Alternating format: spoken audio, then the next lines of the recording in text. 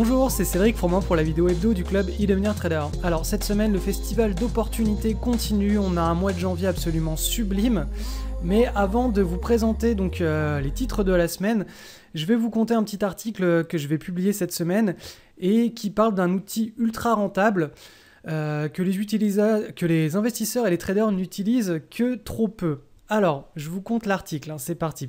Alors, des livres de bourse, il en existe des milliers, et des stratégies de trading bien plus encore. La raison à toute cette documentation, c'est que nous, les humains, sommes perpétuellement à la recherche de la meilleure stratégie de trading. Nous adorons tout ce qui est nouveau, et pourquoi ? Parce que cela ouvre notre esprit à de nouvelles perspectives. L'espoir est donc le moteur de tout ce cheminement. Nous cherchons sans cesse dans un unique sens, celui du nouveau. Alors, il faut avoir vécu de grandes désillusions ou pratiquer un trading très routinier pour sortir de cercles vicieux. Car les meilleurs traders du monde ont beau nous le répéter sans cesse, la réussite ne repose pas sur une méthode magique. Alors ça, quand on entend ça, on a un petit peu du mal à le croire. Comment est-ce qu'ils peuvent être capables, ces traders, donc, de générer des performances aussi insolentes que ça ? C'est-à-dire que là, sur ce graphique, concrètement, même si on enlève 2-0 à la performance, je pense qu'elle suffirait largement à faire le bonheur de tous les investisseurs du monde, pour peu que la courbe de gain conserve cette allure. Plus 4000% en 6 mois, c'est plutôt sympathique. Donc avec plusieurs années d'expérience, de nombreux traders ont des courbes de performance qui ressemblent davantage à ça. Donc typiquement, ils ont une stratégie correcte, qui marche bien pendant certaines périodes de marché, et qui résistent plus ou moins bien pendant les mauvaises phases de marché. Donc, alors là, on a deux solutions possibles qui vont se poser à eux. Donc la première, qui est celle suivie dans 99% des cas par ces spéculateurs, elle est de changer de stratégie. Et vous verrez que la deuxième est beaucoup moins stimulante et sexy, mais c'est celle qui marche le mieux. Donc la première stratégie, le premier chemin emprunté est de changer de stratégie. C'est-à-dire que lorsqu'on voit la courbe de son portif prendre le cap du sud, on remet en question sa stratégie. On se met donc à la recherche d'une nouvelle stratégie qui marche bien en ce moment. On finit par trouver quelque chose de pas trop mal. Bon, on met en application au réel, puis au bout d'un certain temps, les gains ne suivent plus et le portefeuille remet son cap vers le sud. Alors là, on se rend compte qu'une nouvelle stratégie a le vent en poupe en ce moment, et du coup, on rebascule son portefeuille dessus, et le cercle vicieux se perpétue tout le temps. Donc la deuxième voie, qui est beaucoup plus pertinente, c'est de se spécialiser dans une seule stratégie et de devenir expert dedans. Donc, tout simplement, cette façon de faire consiste à conserver son approche et à en maîtriser toutes les nuances. L'idée est de solutionner au maximum toutes les failles qui peuvent être solutionnées. Souvent, il s'agit de rétablir un équilibre entre son désir de voir une courbe exponentielle sur son portif, on a tous ce désir-là, et la réalité du marché, celle des actions qui ne sont pas forcément tout le temps poussives, et dans ces cas-là, il ne faut pas forcer les trades et il ne faut pas en espérer quoi que ce soit. En d'autres termes, même les traders de génie doivent se coltiner des périodes franchement pas marrantes. Ils conservent une même approche qu'ils ont su dompter à 100% en la synchronisant avec leur personnalité. Donc si vous vous attardez sur la courbe du portefeuille de Sylvain Duport pendant les trophées de la bourse en 2005, vous allez vous apercevoir d'une chose flagrante. J'ai mis ça en bleu là, il y a beaucoup de paliers, dont un qui est assez large, qui représente plusieurs semaines de trading pendant lesquelles Sylvain a été très actif, et pourtant, malgré son activité, ça n'a absolument rien donné. Donc ce large palier, il est très difficile de s'en extirper en gardant une même stratégie si on ne devient pas expert dans cette stratégie et qu'on n'a pas la confiance absolue dans ce style de trading-là. Donc la simple utilisation d'un stop-loss ne suffit pas pendant ce genre de période. Donc je vous parlais d'un outil ultra rentable à mettre entre les mains de tous. Il s'agit de la maîtrise de la coupe, si vous ne l'avez pas lu sur le graphique. Si on met deux traders de tendance utilisant une même stratégie de trading, qui achètent donc les actions au même moment, et donc les mêmes actions, on peut avoir deux résultats très très différents. Donc cela si l'un d'eux pratique une stratégie de coupe alors que l'autre utilise de simples stop-loss. Donc en trading, on vous parle régulièrement de comment gagner et réussir ces trades. Pourtant, la réelle différence se fait sur sa façon d'optimiser ses pertes et donc de la maîtrise de la coupe. Cette semaine, je vais vous envoyer 3 mails contenant des liens vers 3 vidéos et je vous expliquerai en détail l'intérêt d'un tel outil et pourquoi vous devez absolument l'intégrer à vos plans de trade.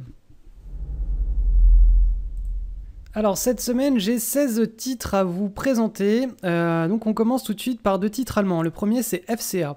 Donc alors, celui-ci présentait une base que j'aime bien. Voilà, vous voyez que là, on a des bandes de Bollinger qui se resserrent bien sur la fin. On a une espèce de tasse avec une anse un petit peu déstructurée, des volumes en forte baisse. Si vous avez suivi la formation ABM, là, vous voyez qu'on a des ingrédients techniques globalement qui sont très positifs. On a un breakout avec des volumes en forte hausse le 13 janvier. Donc là, une stratégie 3 ou une stratégie sur breakout sur une entrée, ça pouvait être gérable. Vous voyez qu'à la précédemment cette consolidation, on a un fort trend haussier. Donc voilà, ça faisait partie des petits breakouts assez sympathiques cette semaine. Ensuite, DRI, toujours coté sur le marché allemand. Celui-ci était détectable avec le screener de news et le screener LDM. Donc là, concrètement, ce titre a un momentum assez correct. Vous voyez que là, pendant l'été, on a eu quand même une correction assez profonde. Donc on n'a pas un véritable leader de marché. Et là, on n'a pas une annonce, une grosse news en jeu. Cependant, la petite pattern ici était assez correcte. Donc voilà, breakout de la semaine, mais je pense pas qu'on peut en attendre quelque chose d'extraordinaire de ce titre. On attaque maintenant les titres du Nasdaq. Alors, celui-ci, c'est SVA, une biotech, donc repéré avec le screener LDM et le screener de news. Alors, cette biotech, de manière générale, j'aime pas trop les biotech. Si vous me suivez, vous avez l'habitude de m'entendre plutôt négatif sur les biotech parce que elles ouvrent souvent avec des gaps à contresens du trend ou des fois dans le bon sens, mais c'est souvent imprévisible. Bref, revenons-en strictement au graphique technique. Donc on a un beau momentum haussier. Vous voyez que là, le trend, il est en train de s'accélérer. Là, on a une belle base de construite. On a eu un breakout ici avec des forts volumes. Donc là, actuellement, on est toujours sur des niveaux de prise de position qui peuvent être gérables avec un stop autour de ce niveau-là. Ensuite, le titre ZIPR. ZIPR, voilà, une belle base, des volumes en construction qui sont plutôt très cohérents. Vous voyez que là, ça baisse, et là ça commence à se réveiller juste avant le breakout, et le breakout s'est effectué, vous voyez ici, dans des volumes en augmentation. On a une base qui est relativement longue, on a un trend aussi au préalable qui nous a fait passer de 3 $ à plus de 6,30 $, donc un momentum naissant qui est plutôt fort, donc un titre voilà, à présenter. Ensuite, le titre SMCI, toujours coté sur le Nasdaq, identifié avec les screeners de news. Je l'ai retenu celui-ci pour le petit breakout. Vous voyez que des volumes en forte augmentation sur le breakout. Donc là, à ce moment-là, on pouvait toujours gérer après le breakout une entrée puisqu'on était très proche du pivot.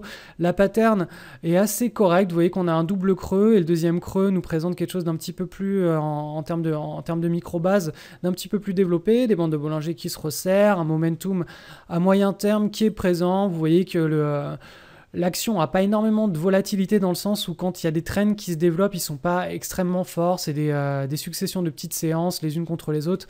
Donc on n'a pas quelque chose d'ultra puissant. Mais bon, ça faisait partie des choses de cette semaine. Ensuite, PKBK.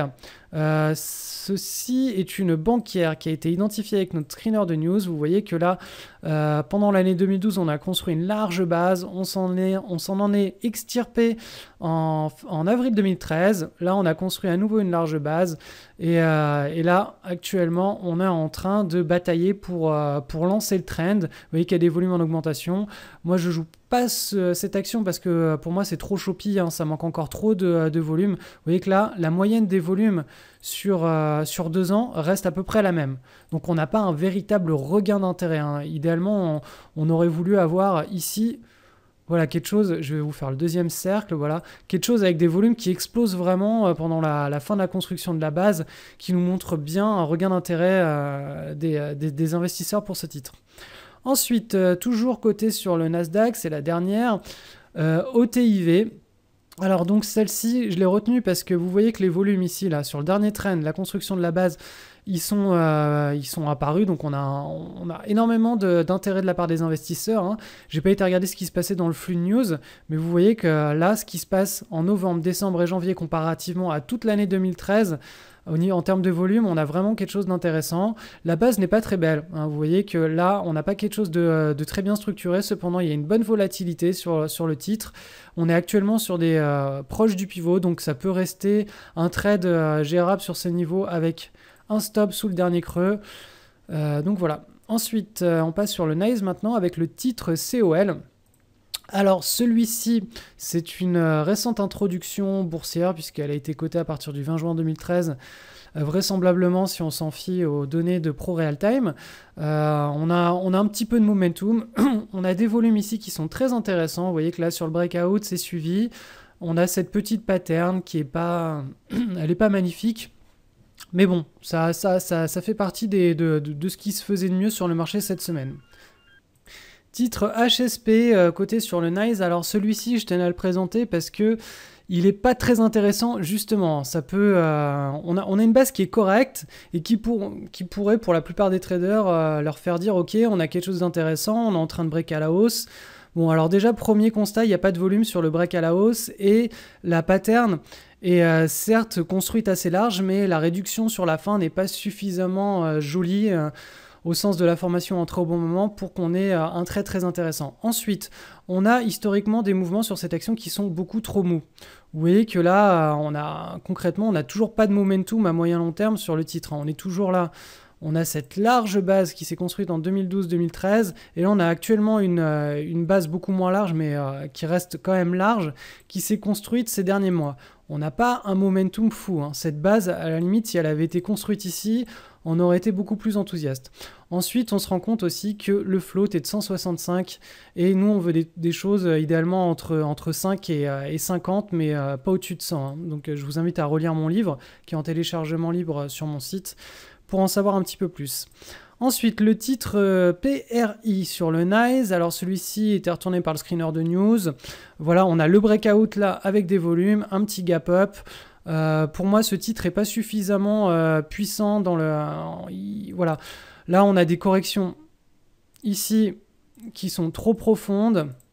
On a certes un beau trend haussier hein, quand même. Hein. Je tiens à préciser que voilà, ça fait partie des titres qui sont intéressants, mais moi je ne les prendrai pas en portefeuille parce que ça manque de patates. Vous voyez que là, on n'a pas quelque chose de parabolique en train de se construire. On a plutôt quelque chose d'assez linéaire. Hein. On a un trend qui se respecte bien, donc on ne va pas en attendre énormément sur ce genre d'opportunité. Ensuite, le titre SXCP, identifié avec le screener de news, récente introduction en bourse. Ça manque encore de volume, enfin de liquidité hein, et de directionnalité dans le trend, hein, puisque là, on n'a pas quelque chose de très parabolique. Cependant, on a cette petite base avec des bandes de Bollinger qui se resserrent, on a des volumes qui sont en train d'apparaître ici et ici. Donc le pivot se situe à peu près là. Voilà, ça fait partie des choses qui peuvent être jouables au cours de la semaine prochaine, mais bon, sur des petites positions, parce que pour moi, ça manque encore de vivacité. Hein. Titre BHE. Alors, celui-ci, on a une annonce de résultat qui est prévue pour le 4 février. Cependant, la direction de l'entreprise, c'est, dans mes souvenirs, donc elle s'est exprimée sur ses résultats.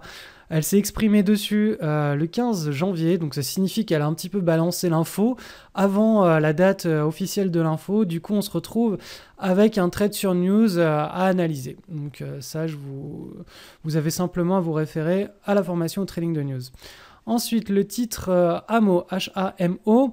Alors, celui-ci, je l'aime bien, malgré le fait qu'il n'ait pas un puissant momentum à moyen long terme. Pourquoi ? Parce que on a une base que je trouve très bien construite dans le sens où on a des mouvements qui sont bien prédictibles au sein de cette base, qui sont suivis. Ça signifie que quand on joue un breakout sur ce genre d'opportunité-là, par exemple si on entre ici avec un stop ici, on a de fortes chances que le mouvement décale suffisamment à la hausse pour que s'il doit se retourner, on ait neutralisé la position. C'est-à-dire qu'on a remonté notre stop autour de notre niveau d'entrée.